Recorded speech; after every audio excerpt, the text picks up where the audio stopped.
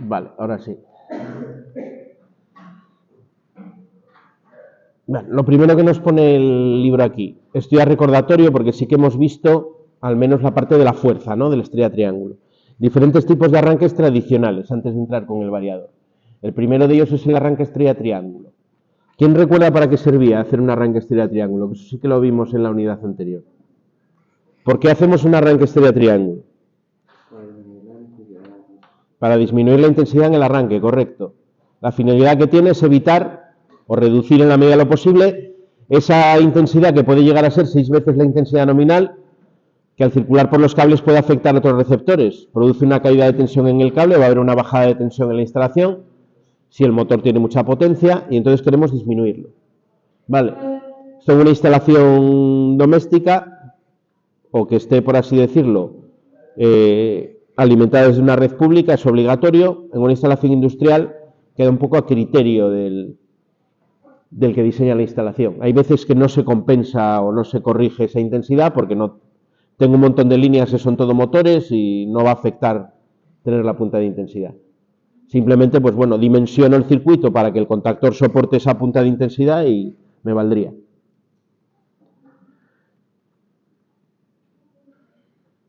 Bueno, me explica ahí el procedimiento, ¿no? ¿Cómo se produce un arranque estrella triángulo? Lo que tengo son 3 contactores, ¿vale? KM1, KM2, KM3, que van entrando de manera secuencial. Tengo uno que es el que llamo de línea, que es el que está conectado todo el tiempo, es el que me conecta al motor, y luego tengo un contactor que me conecta al motor en estrella y otro que me lo conecta en triángulo. ¿Cómo lo hago? Pues a través de los 6 bornes accesibles, ¿no? Juego con las conexiones que puedo hacer externamente. En un primer tiempo nos dice ahí, debe activarse el contactor 1 y el 3 para que la caja de bornes quede conectada en estrella. En nuestra práctica de taller me parece que el de línea era el 2 en vez de ser el 1. Se llamaba distinto, pero bueno, es lo mismo. En un segundo tiempo, lo que hacemos es desactivar el de estrella, que es el 3, y conectamos el 2 en este caso, que sería el del triángulo. Vale, el motor empieza entonces en estrella y luego cambia automáticamente a triángulo. Bueno, ahí tenéis pues unas fotos, ¿no?, del motor con bueno, una serie de aquí parece una bomba, ¿no?, de fluido, porque esta parte que tiene aquí conectada en el eje, tal cual parece un bombeo o de una instalación hidráulica o algo así. No sé a qué viene a cuento estas fotos, pero bueno, quedan muy bonitas ahí. Esa sería la parte de fuerza, ¿vale? Aquí ya lo enseñamos la otra vez, tampoco me voy a extender con esto mucho porque esto ya lo vimos. Simplemente fijaros en el de la estrella, que es el que está a la derecha del todo, el 3, que ahí la estrella se ve claramente, ¿no? Me está uniendo U2, V2, W2 a través de ese contactor directamente, ¿no? Está haciendo aquí una conexión.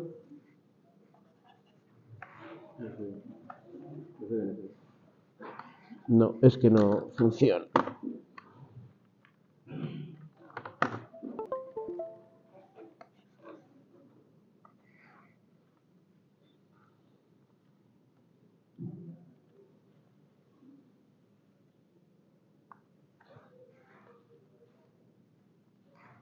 A ver.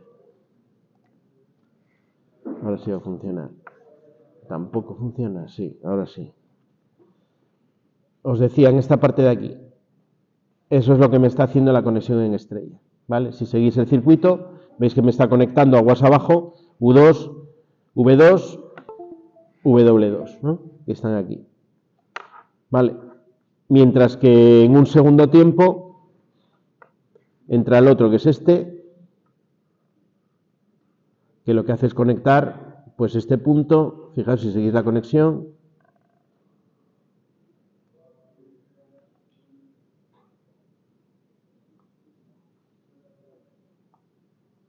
veis siguiendo el circuito, veis cómo conecta el principio y el final de cada fase, ¿no? Me está conectando el U1 con el W2, el V1 con el U2 y el W1 con el V2, que es lo que hacemos con las plaquitas en la conexión permanente en la caja de bordes, ¿no?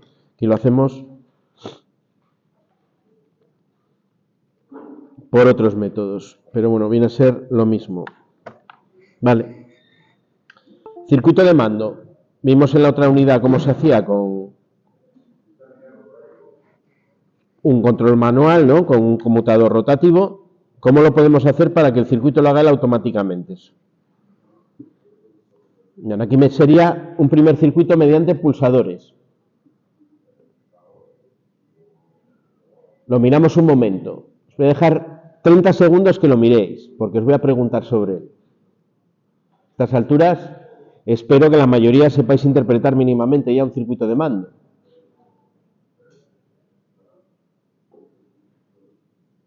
Bueno, si os fijáis, veis que hay una marcha, ¿no? Hay un paro.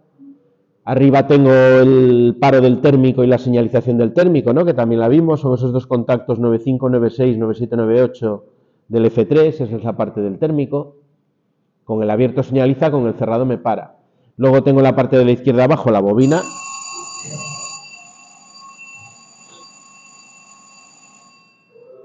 De KM1. Básicamente ese pulsador de marcha y de paro, con el primer contactor lo que hacen es conectarlo y pararlo, ¿no? Sin más, eso no tiene mucha ciencia. El tema de la estrella y el triángulo es lo que tengo a la derecha. En este caso lo hace con un pulsador con dos contactos, ¿vale? Más que un pulsador debería de ser un interruptor, ¿no? Para poder mantenerlo. Inicialmente, si pulso solamente S2 que es marcha, ¿qué contactores van a funcionar ahí? Esa es la primera pregunta que os lanzo. Cuando pulso S2, ¿qué dos contactores están encendidos? O se encienden. El KM1, que es el que está justo en la misma línea de esa marcha, y KM3, ¿no? Si seguís el circuito de KM3, los dos contactos que tienen serie la bobina son cerrados, con lo cual pasa la corriente. Inicialmente, cuando yo pulso el pulsador 2, el 1 y el 3 son los que estarían dando paso de corriente. Bueno, esto hoy no quiere funcionar bien, vamos a prescindir de él. Vale, la corriente pasaría por aquí. Si me deja dibujo con esto, si no, pues nada. Pasaría por aquí, pero pasaría también por aquí, ¿no? Una vez que he soltado ese 2, pues ya tengo cerrado este contacto aquí, lo que sería la realimentación, y la corriente está pasando a través de ese contacto. ¿Qué pasa cuando pulso S3?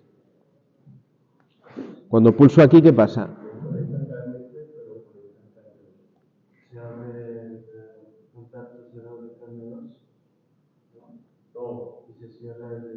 Lo que estoy abriendo es el 2122 de S3, con lo cual dejo sin corriente esa rama de ahí, pero en la misma pulsación le estoy metiendo corriente por aquí el triángulo. Es decir, apago la estrella y enciendo el triángulo. Yo entiendo aquí que esto debería de ser un interruptor, ¿no? Porque si no, no tiene mucho sentido. Bueno, funcionaría, perdón, no, han puesto aquí la realimentación precisamente para que pueda funcionar, ¿no? Sería manual. Una vez que yo pulso, como apago este, al conectar ese 3, esta rama le da realimentación y queda conectado ya permanentemente, ¿no?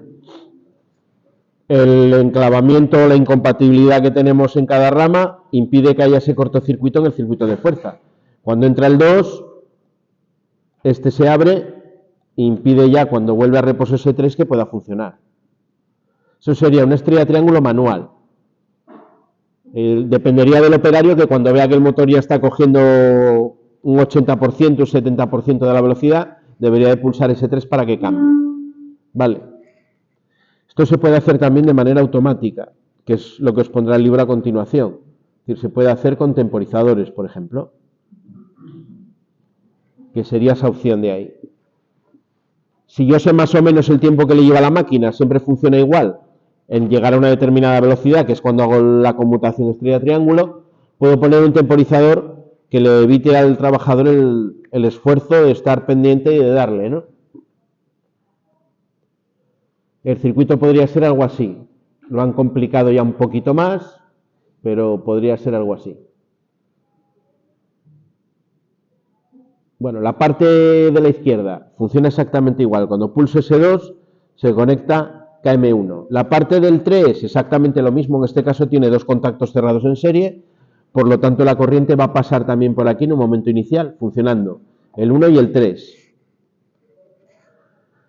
El 2 está parado porque tiene aquí un contacto abierto y no puede todavía funcionar, por lo tanto también está pasando corriente por este temporizador de aquí, desde el instante inicial, con lo cual ese temporizador empieza a contar. ¿Qué pasa cuando llega el tiempo? Que abre esta rama de aquí y cierra esta otra rama de aquí, con lo cual lo que hace el temporizador es lo que hacíamos antes con el pulsador. Apago el triángulo, apago la estrella y activo el triángulo. A partir de ahí se realimenta el triángulo y permanecería funcionando en triángulo.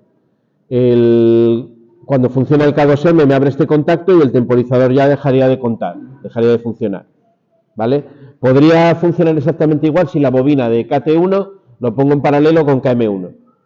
La única diferencia es que yo voy a estar dándole corriente a la bobina del temporizador todo el rato. De esta manera lo que evita es hacer trabajar al temporizador cuando ya no lo necesito. Vale, por ejemplo, este montaje nos vale para la modificación que tenemos que hacer en la práctica nuestra del estrella triángulo. La única diferencia es que nosotros aquí, estos dos se van a fundir en un único contacto conmutado. Es decir, aquí lo que voy a tener ahí sería el contacto así conmutado, ¿no? Que me da paso por una rama y por otra rama. Pero el resto del montaje me vale exactamente igual.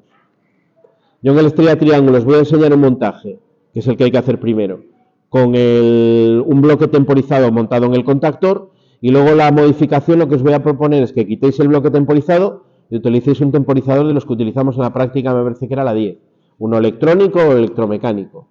La diferencia es que en el temporizador que yo pongo en el contactor tengo dos contactos separados, uno abierto y otro cerrado, que conecto en partes distintas del circuito, y en el electrónico lo que tengo es un único contacto conmutado.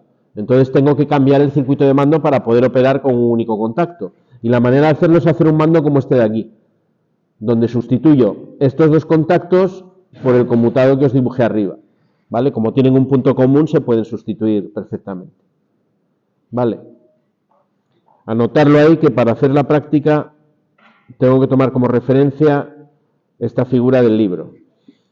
Voy a mirar en el vuestro para asegurarme de que la tenéis, porque estoy con la edición antigua, igual no la tiene, pero creo que sí que la tiene, ¿eh? Este esquema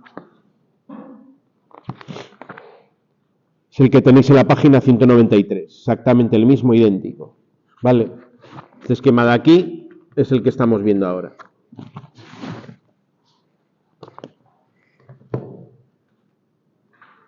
Bien, bueno, cuando lleguemos a la estrella triángulo, entonces, más o menos deberíamos de saber en qué consiste la estrella triángulo. Le doy al pulsador, entra en estrella y al cabo de un tiempo automáticamente conmuta a triángulo. Puedo tener también una estrella triángulo con inversión de giro. Nosotros aquí lo vamos a montar con un único sentido de giro, pero si quiero hacer con doble sentido de giro, fijaros que lo que hago es fundir en un mismo esquema la fuerza de la inversión de giro con la fuerza de una estrella triángulo. Ahora lo que tendría sería dos contactores de línea. Tendría dos contactores de línea. ¿Vale? Uno hace que gire en un sentido y con el otro invierto dos de las fases, con el que es ahora el 2. ¿Vale? Lo mismo que hemos venido haciendo para invertir. Lo mismo que hemos venido haciendo para invertir el giro. Sí, sí, sí. Es fundir tal cual los dos esquemas. Hay una diferencia, que es que ahora la conexión entre el 3 y el KM1 es por el medio. Aquí no lo vamos a montar porque necesitamos bases para poner el térmico. Esto, si lo intentáis meter tres cables, en la parte de abajo del contactor no entran por más que queramos. Para hacer esto lo que necesitaríamos son unas bases que se le pone al térmico para poder ponerlo separado. Y entonces sí que se puede ya conectar, hacer esa doble conexión, esa triple conexión de cables ahí sin ningún problema, puenteando de uno a otro. ¿Vale? Es como separar el térmico como si fuese un contactor al carril. Pero bueno, como no tenemos para todos, no lo vamos a hacer. Únicamente que recordéis, si quiero invertir el giro, ¿qué hago? Pues lo mismo que hago con un arranque normal. Aguas arriba de donde hago el triángulo, le meto otro contactor en paralelo e invierto dos de las fases. ¿Cómo es el adaptador? Pues os lo enseño, que lo tengo por aquí.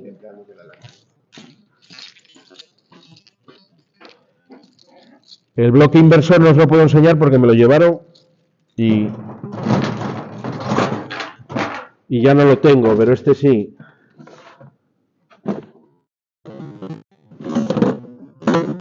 Si no me lo llevaron también. No, está aquí.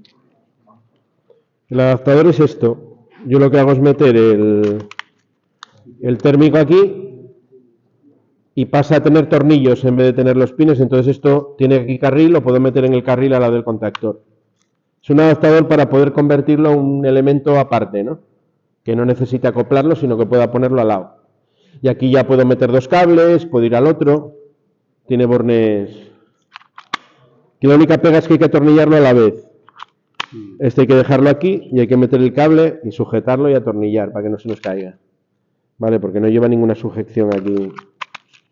Y esta base se puede atornillar o se puede poner en carril igual que el contactor. Exactamente igual. ¿Vale? Para hacer ese montaje necesitaría, para hacer esa conexión que tenéis aquí, voy a necesitar un adaptador de estos porque si no, aquí meto esto en el contactor, en el otro lado no me van a caber los dos cables que necesito meter. Ponga como me ponga, no caben. Bueno, si queréis echarle un vistazo. Bueno, pues eso sería la inversión de giro. El mando, pues ya se complica un poquito más, lógicamente. Ya tengo un mando más elaborado. Viene a ser lo mismo, pero juntando el mando de la inversión de giro, que sería desde aquí, de aquí a la izquierda es la inversión de giro del 1 y del 2, y a la derecha tengo la estrella y el triángulo, ¿no? Igual que lo hicimos antes, Necesito dos realimentaciones porque tiene que funcionar la estrella y el triángulo tanto en un sentido de giro como en el otro, tanto con el 1 como en el 2. Vale. Es lo mismo, pero más complicado porque es como juntar dos circuitos de mando. Igual que juntamos dos de fuerza, pues el mando junta la lógica de los dos. Por un lado a la izquierda la inversión de giro y a la derecha el estrella triángulo.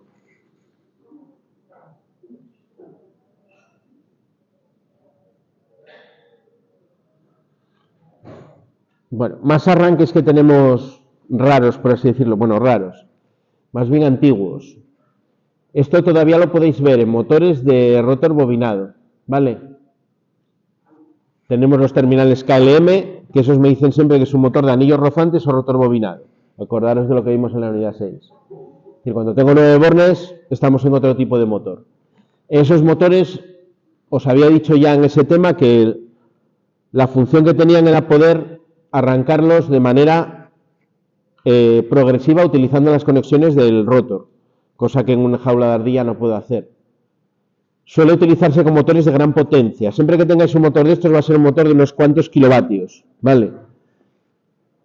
Este motor tiene 2,5 veces la intensidad nominal como intensidad de arranque, que cuando tengo un motor de mucha potencia pues es más interesante que uno de jaula, ¿no? En vez de tener 6 tengo 2,5, significa una corriente de arranque más pequeña. Pero así todo, como son motores de gran potencia, esa intensidad es bastante elevada. Una de las maneras de reducirla es poniendo resistencias en serie con el rotor, cuando estoy arrancando.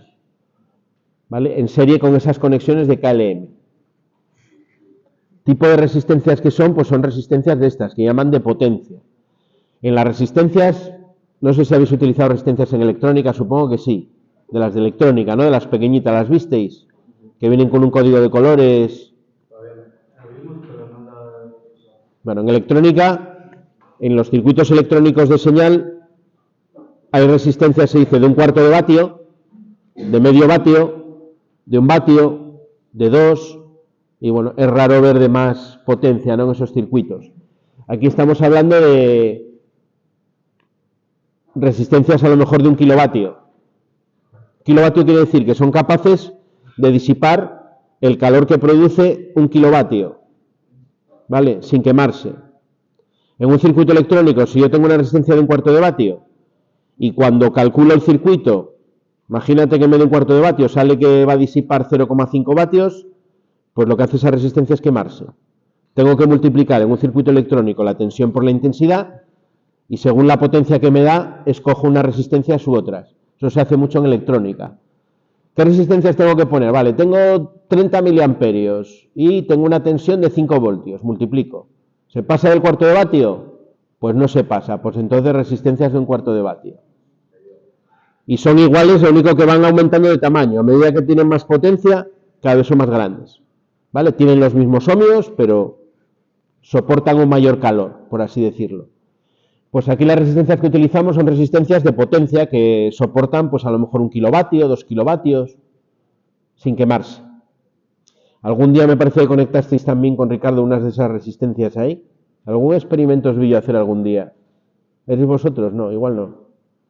Hay unas resistencias ahí, si no las veréis con gana en electrotecnia, seguro, que son de color verde, que son grandes, son el tipo de resistencias que se utilizan para estas cosas. ¿Vale? Aquí nosotros las utilizamos para hacer medidas, con corrientes grandes, pero realmente se utilizan para eso, para arranques de motores. ¿Cómo es el procedimiento de arranque? Tenéis ahí las 3 fases que tiene. Un primer tiempo, el devanado del estator se alimenta a través de KM1. En esta situación, KM2 y KM3 deben estar sin excitar, para que todas las resistencias se encuentren conectadas en serie estrella al devanado del rotor. Lo que se va a hacer va a ser meter unas cuantas resistencias, me parece que pone 2 bloques de resistencias en serie, y luego las va a ir quitando, hasta dejar el rotor en su situación original, que es en cortocircuito. Luego en un segundo tiempo se mantiene el 1, pero se activa el 2, cortocircuitando un bloque de resistencias, y en el 3 se cortocircuitan los 2 bloques de resistencias a través de KM3. Aquí tenéis tanto la fuerza como el mando. Las resistencias son esos 2 bloques R1 y R2 que tengo a la derecha, que están en serie con las bobinas del rotor del motor. Cuando conecto el 2, lo que hago es anular el bloque R1, me quedo solo con las R2. Y cuando meto los 2, o con meter realmente solamente el 3, porque no me haría falta ya el 2, lo que hago es cortocircuitar los 2 bloques. ¿Vale? Si hago una unión directa aquí, si eléctricamente uno esos 3 bornes, aquí esto ya es como si no estuviese, porque la corriente no pasa por ahí. La corriente siempre pasa por el camino más fácil, ¿no? Si le doy un camino de resistencia cero, la corriente no va a pasar por la resistencia, está claro. Bueno, en este caso el mando un poco más sencillito que en el caso anterior del estrella triángulo con inversión de giro. Es simplemente la entrada en cascada de 3 contactores, ¿no? En este caso el 1 que está todo el rato, luego me metería el 2 y luego me metería el 3. Creo que este montaje lo hicimos con relés, si no recuerdo mal. En la práctica 7 puede ser, no, en la práctica, bueno, en una, yo creo que este lo hicimos, con relés, que íbamos encendiendo la lámpara progresivamente.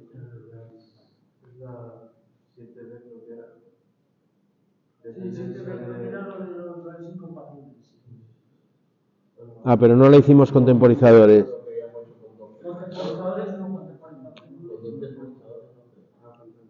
Igual fue en otro curso donde la hice. Bueno, es el encendido en cascada de los 3 contactores. Entra el 1, después de un tiempo entra el 2 y luego entra el 3. De tal manera que quedan los 3 conectados, ya cuando en el funcionamiento permanente. Vale, sin más. Una práctica, pero no era con temporizador. Entraba uno, apagaba uno. Sí.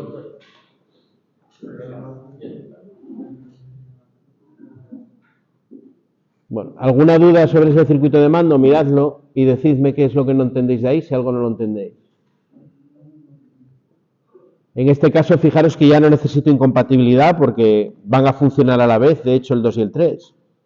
Ahora ya no hay problema de cortocircuito. De hecho, lo que estoy haciendo es cortocircuitar el rotor para que funcione el motor en sus condiciones normales. Entro con 2 bloques de resistencias, primero quito el bloque 1 y luego quito el bloque 2. Bueno, este ya es sencillín. Claro, aunque va temporizado, pero bueno, tienes que estar pendiente de que vaya haciendo... Pero este es automático, ¿eh? Los temporizadores se encargan de todo. Él da la marcha y ya, según el tiempo que hayan considerado que va tardando el motor en coger velocidad, pues regulan los temporizadores para que vayan entrando. Pero hace previo las mediciones con... Claro, eso lo hacen en la puesta en servicio de la máquina y luego ya queda así para siempre.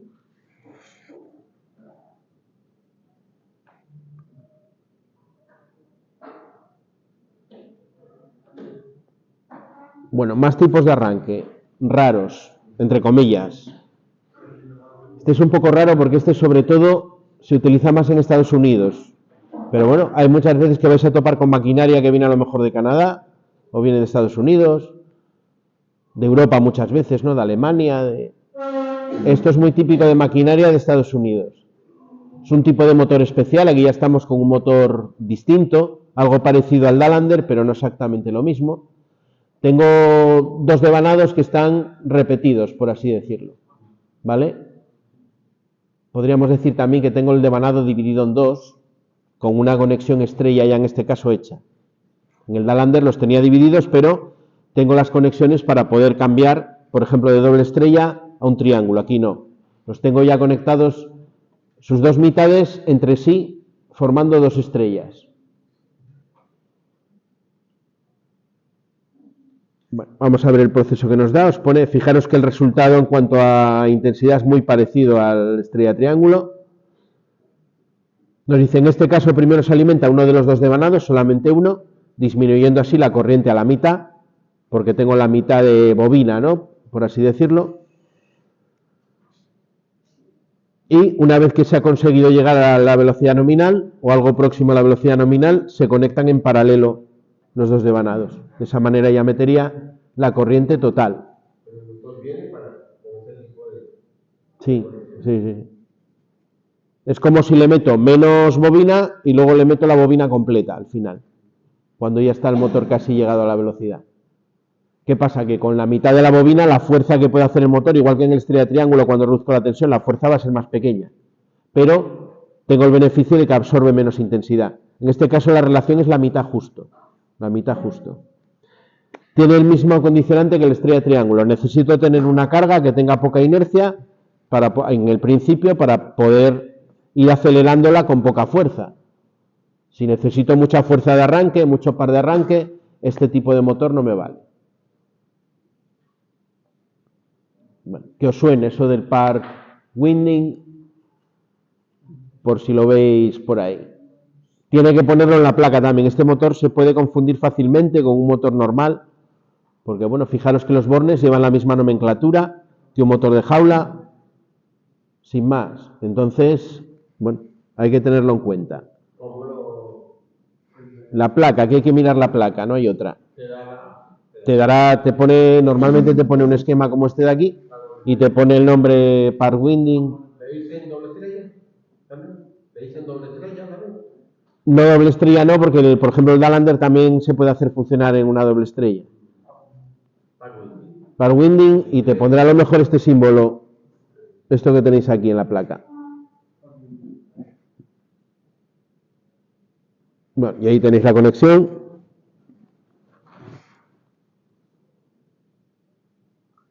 Primero empiezo con el 1 y luego lo que hace es meter también el 2 para hacer la conexión de las dos partes del devanado. ¿Vale? Al principio solamente está el 1, lo que tendría es solamente el devanado que está aquí en color marrón, ¿vale? Y cuando meto el otro, pues ya me quedarían los dos en paralelo en cada fase, cuando meto el 2. El circuito de mando es simplemente un temporizador que al cabo de un tiempo me conecta al segundo. Es un accionamiento retardado del 2, sin más. Esto es bastante sencillo en cuanto al control, no tiene mucha ciencia. Sí, sí, sí.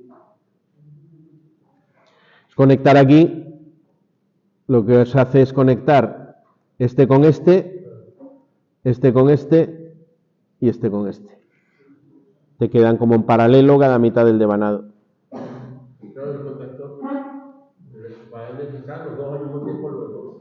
Sí.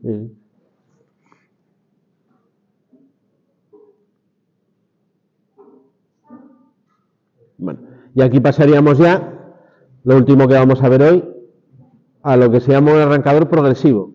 Y ya estamos en el campo de la electrónica.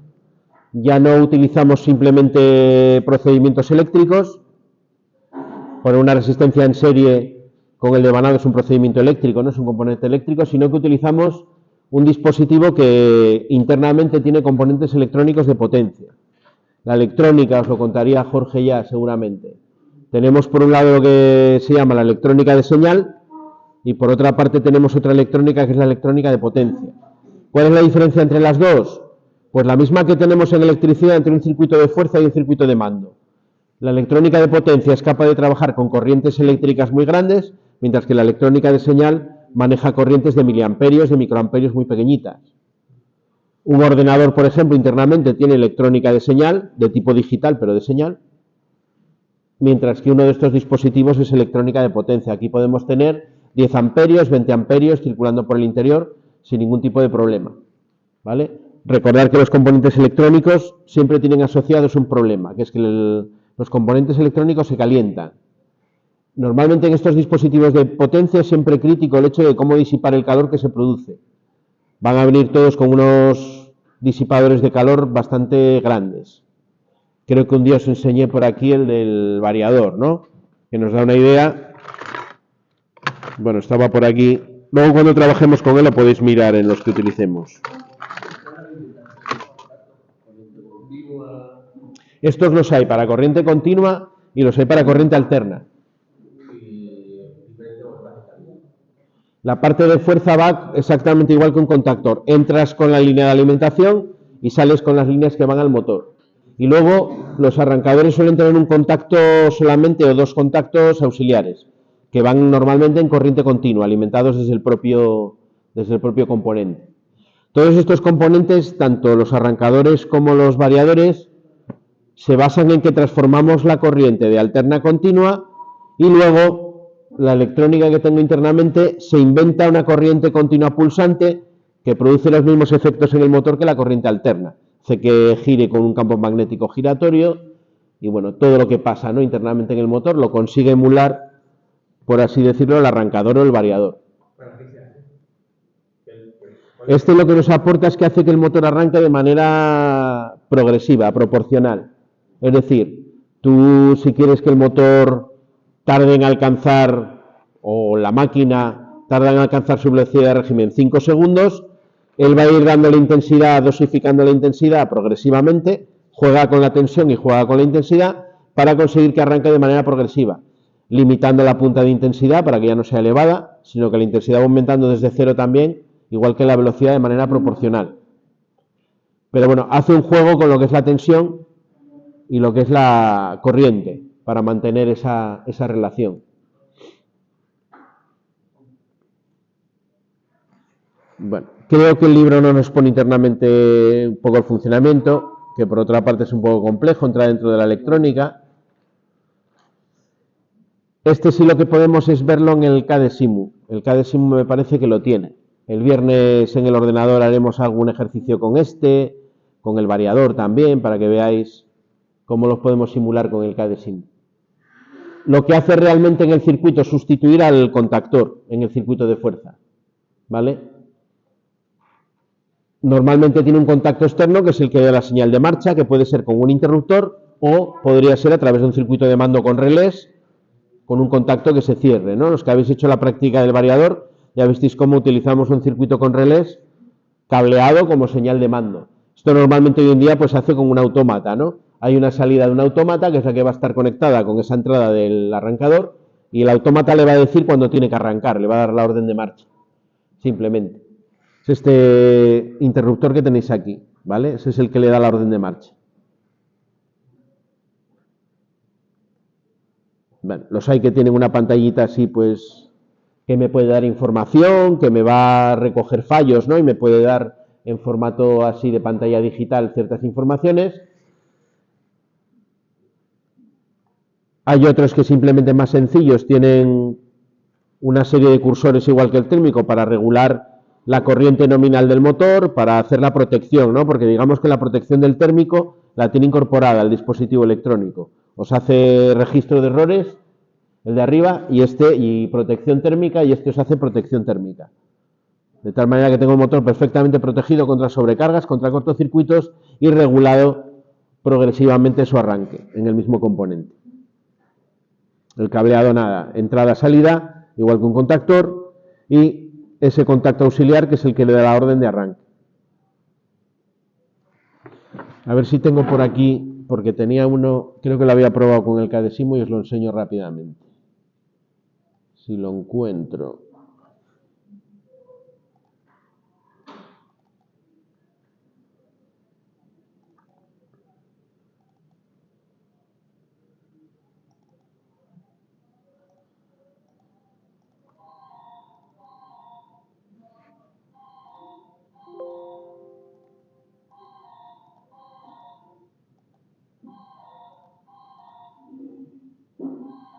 A ver, me pareció verlo por aquí.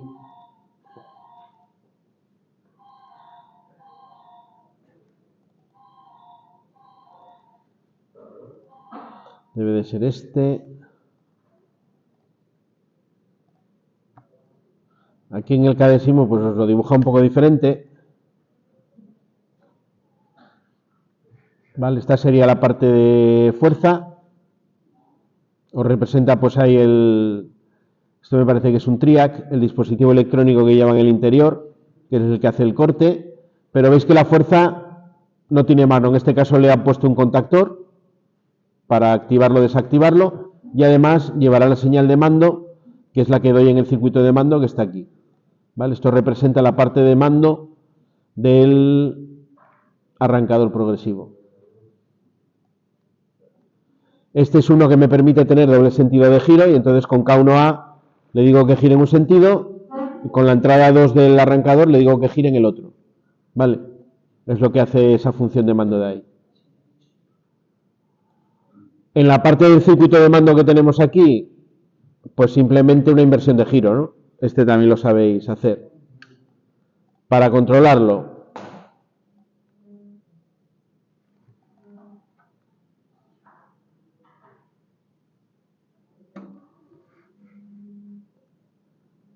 a ver que me centre. Vale, aquí en el interruptor lo que hago es conectar y desconectar, veis el contactor, ¿no? Tenemos un montaje con el variador que es muy parecido a este. Vale, y ahora, en cuanto le doy a la marcha en un sentido, le estoy dando señal al arrancador de que gire a derechas, ¿no? Y el motor está girando a derechas, lo veis girando ahí. Si paro, abro este contacto y veis que va parando progresivamente, ¿no? La progresividad es precisamente eso, que no se para de inmediato, sino que tiene lo que llamamos una rampa de aceleración y una rampa de deceleración. Le doy al segundo sentido de giro y ahora gira en sentido contrario, va acelerando poco a poco.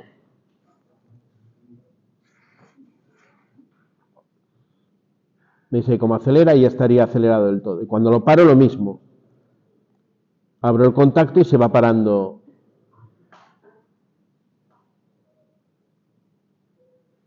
Bueno, y además lleva un contacto que es el que le dice que tiene que funcionar, ¿no? Cuando yo desconecto el contactor, pues queda completamente desconectado con el interruptor. ¿Vale? Esa es la manera de trabajar con un arrancador progresivo. Tiene una parte de fuerza que va exactamente igual que un contactor y luego tiene una parte de mando que tiene dos entradas, una para girar en un sentido y otra para girar en otro. Y bueno, luego le puedo regular la rampa, ¿no? El tiempo que va a tardar en arrancar o va a tardar en parar. Si me interesa que tarde 10 segundos, pues va a clavar los 10 segundos de velocidad 0 a velocidad 3000 revoluciones o lo que gire el motor. ¿Vale? Y todo eso reduciendo la punta de intensidad, es decir, si yo mido la intensidad en la entrada, la intensidad va a ir aumentando ligeramente, no va a tener ese pico que tienen los motores en un arrancador normal, sino que eso se controla.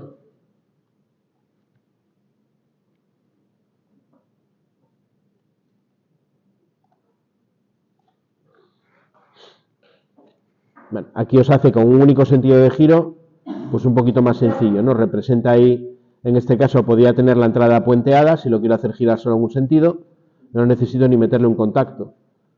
Y entonces simplemente conectando el contactor, pues lo hace ya girar. Bueno, hoy lo vamos a dejar aquí para pasar al trabajo de taller.